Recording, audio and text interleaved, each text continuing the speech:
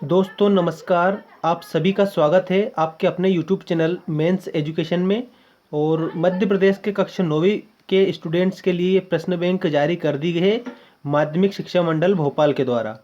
तो आज हम जानेंगे विषय हिंदी। ठीक है, आज हमारा विषय क्या है? विषय हिंदी है। और हिंदी के जो प्रश्न बैंक में प्रश्न दिए हैं इन प्रश्नों को हम जानेंगे और हर दिन आपको जो प्रश्न बैंक के प्रश्न हैं वो मिलने वाले हैं और प्रश्न के साथ में आपके उत्तर भी रहेंगे। ठीक है, प्रश्न के साथ में आपके इसमें उत्तर भी रहेंगे। तो दोस्तों अगर आपने चैनल को सब्सक्राइब नहीं किया है तो चैनल को जल्दी से जल्दी सब्सक्राइब कर लें, क्योंकि जो आने वाली अपडेट है वो बहुत महत्वपूर्ण होने वाली है। और वैसे भी आपकी जो एग्ज़ाम्स है वो कब 12 तारीख से स्टार्ट हो ही जाएगी, मतलब कि 12 अप्रैल से आपकी मतलब कि स्टार्ट हो जाएगी एग्ज़ाम। और पहला पेपर आपका है, ठीक है, 12 तारीख से। तो कक्षा 9वीं प्रश्न बैंक के प्रश्न हम जानेंगे मध्य प्रदेश। ठीक है, और ये जो प्रश्न बैंक जारी की है ये जारी की है, आप देख सकते हैं। मैं पूरा अच्छे से आपको बता दूं। समग्र शिक्षा अभियान सेकेंडरी एजुकेशन लोक शिक्षण संचालनालय मध्य प्रदेश, इनके द्वारा ये प्रश्न बैंक जारी की है। और इस प्रश्न बैंक से ही आपको सारे के सारे क्वेश्चन पढ़ने हैं मध्य प्रदेश के कक्षा 9वीं के स्टूडेंट्स के लिए। तो आइए स्टार्ट करते हैं। और अच्छे से ध्यान रखें, आप सभी के पास में शेयर कर देना अपने दोस्तों के साथ में। और ये जो ब्लूप्रिंट है ये नई ब्लूप्रिंट है। ब्लूप्रिंट के आधार पर ही आज मैं आपको हिंदी के कुछ क्वेश्चन बताऊंगा। तो चलिए स्टार्ट करते हैं। देख सकते हैं आप, ये ब्लूप्रिंट के आधार पर ही है। और उससे पहले थोड़ा सा मैं आपको इंट्रोडक्शन बता दूं, इसके बाद में हम स्टार्ट करेंगे। ये इंट्रोडक्शन देख सकते हैं आप, वस्तुनिष्ठ प्रश्न, उसके बाद में प्रश्न रहेंगे, फिर प्रश्न पत्र के आरंभ में से ये सभी प्रश्न दिए जाएंगे। प्रश्न 1 से लेकर 5 तक वस्तुनिष्ठ प्रश्न होंगे। ठीक है, वस्तुनिष्ठ प्रश्नों में सभी आ जाएगा खालिस्तान, सही जोड़ी, सत्य सत्य। ठीक है, और दूसरा रहेगा आपका प्रश्न क्रमांक 6 से 16 तक 2 नंबर के प्रश्न रहेंगे, और जिसको आपको 30 शब्दों में लिखना रहेगा आपकी वार्षिक परीक्षा में। ठीक है, और इसके बाद में अगला देखिए, प्रश्न क्रमांक 17 से 19 तक प्रत्येक में 3 अंक के प्रश्न रहेंगे, और वो भी आपको 30 से लेकर तो 50 शब्दों में लिखना रहेगा। और इसके बाद में 20 से लेकर 25 तक 4 नंबर के प्रश्न रहेंगे, जिसको आपको 50 से लेकर के 75 शब्दों में लिखना रहेगा वार्षिक परीक्षा में। और उसके बाद में नंबर 5 देखिए, 26 व 27। ये जो 26 और 27 है इसमें ये 5 नंबर के प्रश्न रहेंगे, जिसकी शब्द सीमा 75 से लेकर के तो 120 तक शब्दों में लिखना है। और इसके बाद में 6 वाला देखिए, क्वेश्चन नंबर 28। क्वेश्चन नंबर जो 28 है वो निबंधात्मक प्रश्न रहेगा, जिसकी शब्द सीमा 200 से लेकर के तो 250 है। मतलब कि निबंध आपको 200 शब्दों से लेकर के 250 शब्दों में लिखना है। ठीक है, तो आइए स्टार्ट करते हैं हम। और इसमें देख देख सकते हैं आप, ये ब्लूप्रिंट परिचय दे रखा है। और ये जो ब्लूप्रिंट परिचय दिए है ना, इसमें आप समझ ले थोड़ा सा। इकाई 7, 8 और 9। ठीक है, ये ब्रिज कोर्स समझें। इस पर आवंटित अंक है 25 नंबर। ठीक है, 25 नंबर है। तो आइए स्टार्ट करते हैं 2 नंबर वाले प्रश्न, मतलब कि 2 अंक, जिसमें 2 अंक के प्रश्न हैं। ये आप अच्छे से इनको हल करेंगे। पहला देखिए, 2 अंकीय प्रश्न में निम्नलिखित तत्सम और तद्भव शब्दों को पहचान कर लिखना है।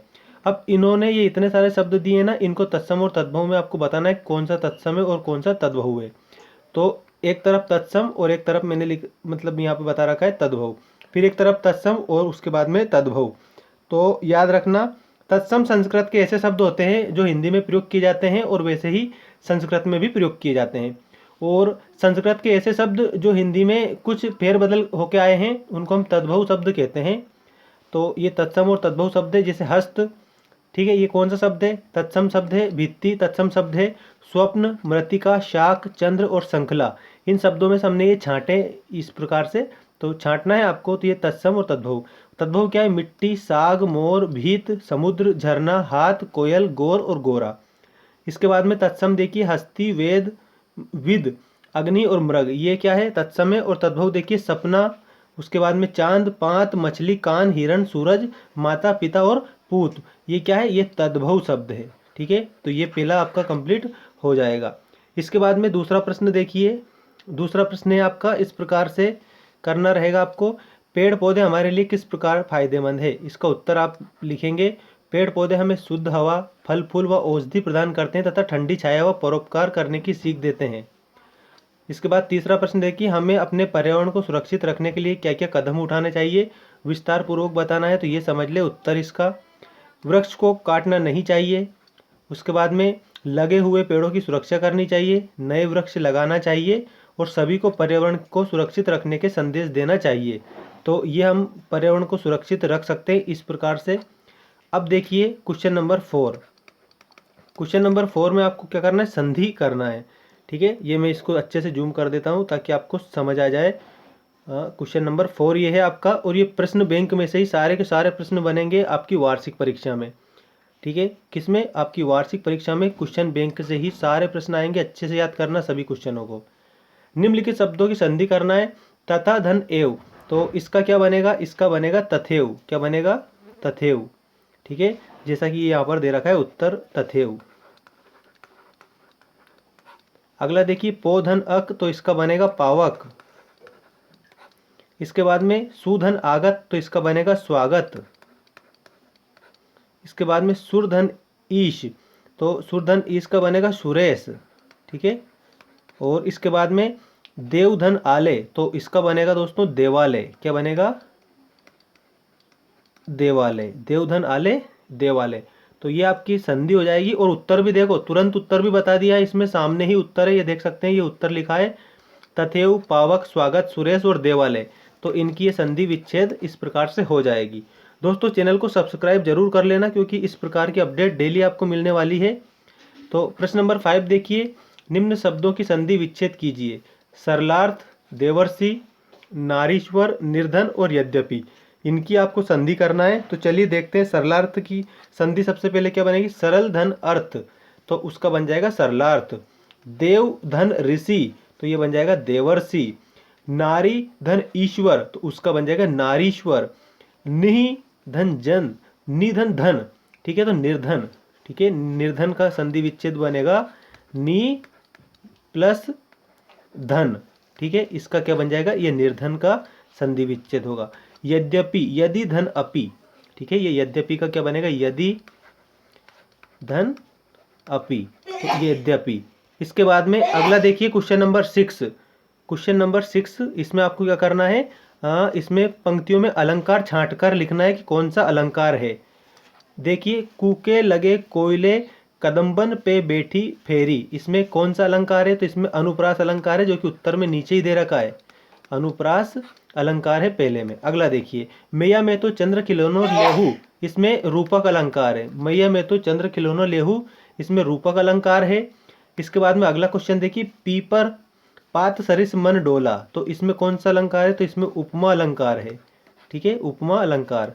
और घा वाला देखिए, तू मोहन के उर्वशी हवे उर्वशी समान, तो इसमें यमक अलंकार है। ठीक है, यमक अलंकार है। तो ये आपके, ये पंक्तियां आपको याद कर लेनी है और इन पंक्तियों का अलंकार याद कर लेने हैं।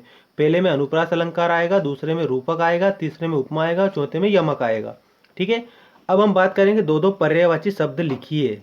ठीक है, अब आपको ये दो दो पर्यायवाची शब्द लिखने हैं। देखिए, हरि, भूमि, माँ, भाई, तन और धन, इसका क्या क्या करना है आपको, पर्यायवाची शब्द लिखने। कितने, दो दो पर्यायवाची लिखने हैं।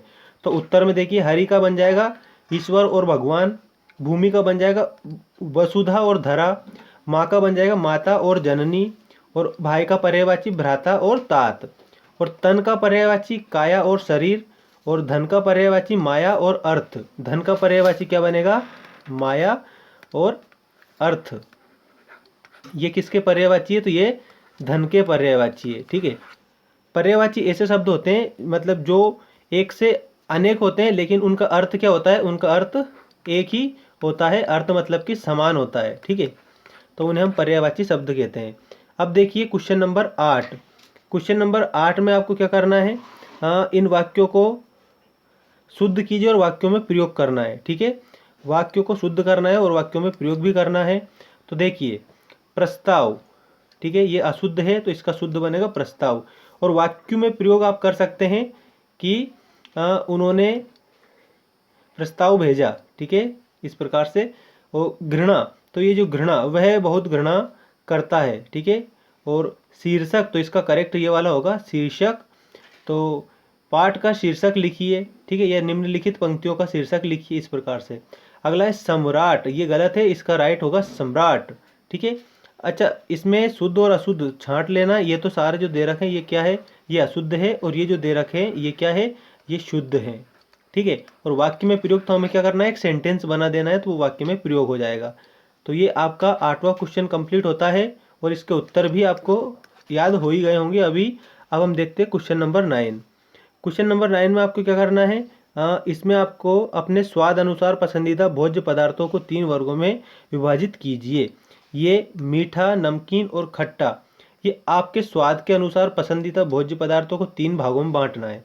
जैसे गुलाब जामुन, तो नमकीन में आप लिख सकते हैं सेव, और खट्टे में आप लिख सकते हैं सांभर। ठीक है। इसी प्रकार से हलवा, ये मीठे में लिख सकते हैं, नमकीन में चूड़ा लिख सकते हैं, और खट्टे में लिख सकते हैं इमली की चटनी। इसी प्रकार से रसमलाई, ये मीठा है, और नमकीन में नमकीन पूरी, और खट्टा में केरी का अचार। इसी प्रकार से बर्फ़ी मीठे में आ जाएगी, नमकीन में मठरी आ जाएगी, और खट्टे में रायता आ जाएगा। और उन्होंने 3 ये दिए हैं, क्या दिए हैं, एक तो मीठा दिया है, नमकीन दिया है, और खट्टा दिया है। इसके आधार पर आपको जैसे समझ लें आप, ये पहला, ये मीठा, और उसके बाद में ये दूसरा, ठीक है, नमकीन, और ये जो थर्ड वाला है ये खट्टा। तो ये यहाँ लिखा है मीठा, नमकीन और खट्टा, और अपने पसंदीदा जो भोज्य पदार्थ हैं उनको इसमें बांटना है। ठीक है। तो ये आपने इसमें बांट भी दिया है, तो ये आंसर इसका करेक्ट हो जाएगा। अब देखिए क्वेश्चन नंबर, मतलब कि 3 मार्क्स के क्वेश्चन है दोस्तों ये, मतलब 3 नंबर का क्वेश्चन अब स्टार्ट हो गया है। मैंने 2 नंबर के क्वेश्चन तो आपको बता ही दिए थे, अब ये कितने नंबर के हैं, 3 नंबर के क्वेश्चन है। तो चलिए देखते हैं 3 नंबर के क्वेश्चन, 3 अंकीय प्रश्न। ये पहला प्रश्न ही मैं बताऊंगा 3 नंबर का, इसके बाद में अगले वीडियो में बताऊंगा नेक्स्ट 3 नंबर के क्वेश्चन, और वो भी आपके 9th हिंदी मध्य प्रदेश। ठीक है। और बोर्ड परीक्षा आपकी कब से, 12 तारीख से, मतलब कि वार्षिक परीक्षा। ठीक है। हाँ, आपकी जो वार्षिक परीक्षा है वो 12 तारीख से स्टार्ट होने वाली है। तो अब ये देखिए, निम्नलिखित मुहावरों व लोकोक्तियों का अर्थ लिखकर वाक्यों में प्रयोग कीजिए। तो मुहावरा देख लेते हैं, और उनका वाक्यों में प्रयोग करना है आपको, उसका अर्थ लिखकर। जैसे मान लीजिए ये मुहावरा आया, अंगूठा दिखाना, तो इसका अर्थ होता है एन मौके पर मना कर देना। और वाक्यों में प्रयोग कब लिखोगे, मतलब वाक्यों में प्रयोग क्या लिखोगे आप, जब मैंने रिया से घड़ी मांगी तो उसने अंगूठा दिखा दिया। ठीक है, ये वाक्य में प्रयोग हो जाएगा। इसके बाद में तिल का ताड़ बनाना, तिल का ताड़ बनाना, तो इसका अर्थ होता है बात को बड़ा चढ़ाकर कहना, बात को बड़ा चढ़ाकर कहना तिल का ताड़ बनाना का अर्थ है। और वाक्य में प्रयोग क्या लिखोगे आप, वाक्य में प्रयोग लिखोगे, हाँ देख सकते हैं आप, वाक्य में प्रयोग आपको इस प्रकार से लिखना है, ये तुम समझदार बनो, साधारण बात का तिल का ताड़ मत बनाओ। ठीक है, ये आपका वाक्य में प्रयोग हो जाएगा। इसके बाद में नेक्स्ट देखिए, हाँ अगला जो मुहावरा है ये क्या है, देख सकते हैं आप, आंखों में धूल झोंकना, इसका अर्थ होता है दोस्तों धोखा देना। क्या होता है, धोखा देना। अब इसका वाक्य में प्रयोग क्या लिखोगे, चोर सिपाही की आंखों में धूल झोंक कर भाग गया, ये। ठीक है, क्या बनेगा, ये देख सकते हैं, चोर सिपाही की आंखों में धूल झोंक कर भाग गया, तो इसका अर्थ क्या होता है, धोखा देना। ठीक है, धोखा देना। अब इसके बाद में हम बात करते हैं अगला, अपना उल्लू सीधा करना। अपना उल्लू सीधा करना, इस मुहावरे का अर्थ है स्वार्थ सिद्ध करना। क्या होता है, स्वार्थ सिद्ध करना, स्वार्थ सिद्ध करना होता है अपना उल्लू सीधा करना। और देखो इसका आप वाक्यों में प्रयोग इस तरह से लिखोगे, ये यहाँ पर लिखा हुआ है, मोहन हर काम में अपना उल्लू सीधा कर लेता है, ये इसका वाक्यों में प्रयोग हो जाएगा। मोहन हर काम में अपना उल्लू सीधा कर लेता है, तो उल्लू सीधा करना मतलब स्वार्थ सिद्ध करना। अब अगला देखिए, पेट में चूहे कूदना। पेट में चूहे कूदना, इसका अर्थ होता है तेज भूख लगना। ठीक है, तेज भूख लगना। अब वाक्य में प्रयोग देखिए, इसका वाक्य में प्रयोग, अब इसका आप वाक्य में प्रयोग देखिए, इसका क्या बनेगा, पेट में चूहे कूदने का वाक्य में प्रयोग देखो, माँ जल्दी से कुछ खाने को दो, पेट में चूहे कूद रहे हैं, ये इसका वाक्य में क्या हो जाएगा, प्रयोग हो जाएगा।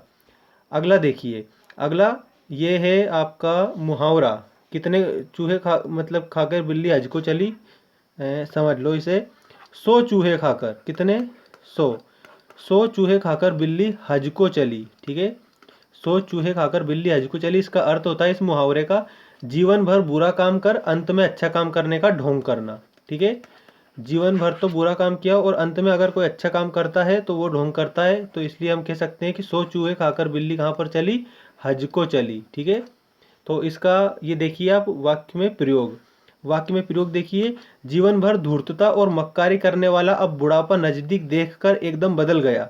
वह चंदन लगाकर भगवान का नाम लेता है। ऐसे लोगों के लिए कहावत है, 100 चूहे खाकर बिल्ली हज को चली। ठीक है, ये इसका वाक्य में प्रयोग हो जाएगा। अब नंबर 7 देखिए, नंबर 7 देखिए, धोबी का कुत्ता घर का ना घाट का।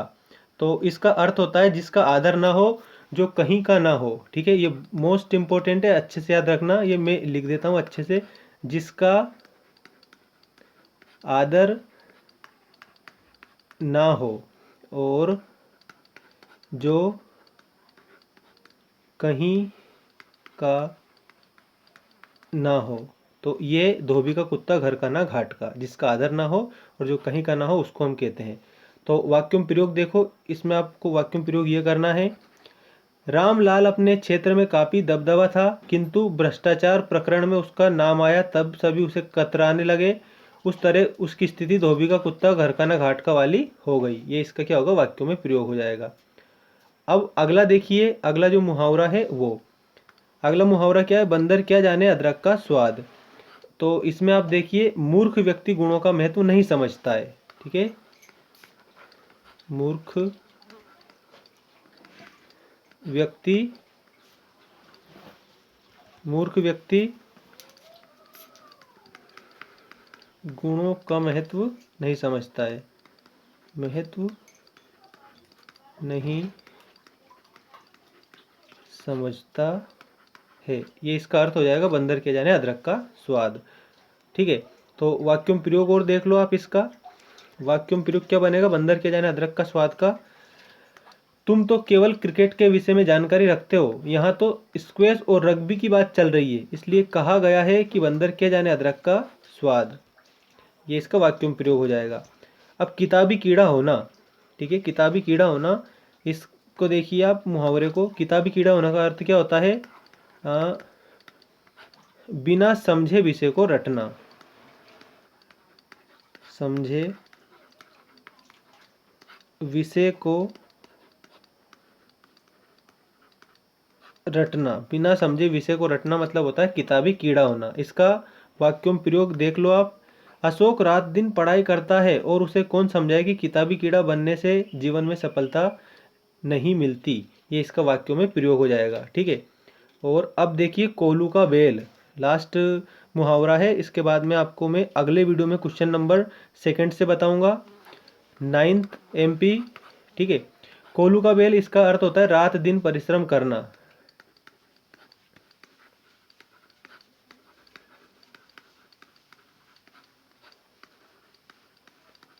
रात दिन परिश्रम करना मतलब होता है कोल्हू का बेल का अर्थ। और इसका वाक्यों प्रयोग देख लो, जब देखो नंदलाल काम ही करता रहता है, मानो वह कोल्हू का बेल हो। ठीक है, ये इसका वाक्यों प्रयोग। दोस्तों अब एक सूचना और दे दूं मैं आपको, क्वेश्चन नंबर 2 से बताऊंगा, 3 नंबर के क्वेश्चन है। क्वेश्चन नंबर 2 से लेकर के ये देख सकते हैं सारे क्वेश्चन रहेंगे। फिर पत्र लेखन वाला रहेगा, और पत्र लेखन वाला याद रखना, पत्र लेखन वाला 5 नंबर का क्वेश्चन रहेगा। और ये पूरी प्रश्न बैंक है, तो इसमें से आपको सारे क्वेश्चनों के आंसर में बता दूंगा। ठीक है, तो दोस्तों चैनल से जुड़ना ना भूलें, चैनल को सब्सक्राइब जरूर कर लेना। और ये जो पूरा मटेरियल है वो कहाँ से मिला है, ये मतलब आपको ध्यान रखना, प्रश्न बैंक है ना आपकी, प्रश्न बैंक में से ही आपको बता रहा हूँ, जो वार्षिक परीक्षा के लिए बनाई गई है माध्यमिक शिक्षा मंडल भोपाल के द्वारा। तो विषय हिंदी था, आज हमने हिंदी बताया, जिसमें से क्या क्या बताया समझ लो आप पहले तो। ठीक है, इसमें मैंने आपको 2 नंबर के प्रश्न बताए और 3 नंबर के प्रश्न बताए। ठीक है, 2 और 3 नंबर के प्रश्न बताए, जिसमें से अब आपको 3 नंबर के कुछ और क्वेश्चन छूट रहे हैं, उनको मैं अगली वीडियो में बताऊंगा। और उसके बाद में पूरा, ठीक है, पूरा का पूरा जो पेपर है ना, पूरा का पूरा पेपर 100% जो कि प्रश्न बैंक में से ही आएगा, आपका प्रश्न बैंक में से ही आएगा। तो वो जो प्रश्न बैंक है मैं आपको बता ही रहा हूँ, तो अच्छे से याद करना और अपने दोस्तों के साथ शेयर जरूर कर देना। ठीक है, अपने दोस्तों के साथ शेयर कर देना जो कक्षा 9वीं में पढ़ते हैं और मध्य प्रदेश, ठीक है, MP बोर्ड, ठीक है, याद रख लेना, MP बोर्ड एग्जाम्स भोपाल। ठीक है। ये मैंने इतना क्यों लिखा, क्योंकि आपको पता चल जाएगा कि जो सारा मटेरियल है ये क्वेश्चन बैंक से ही आ रहा है। ठीक है, चैनल को सब्सक्राइब जरूर कर लेना। मिलते हैं नेक्स्ट वीडियो में।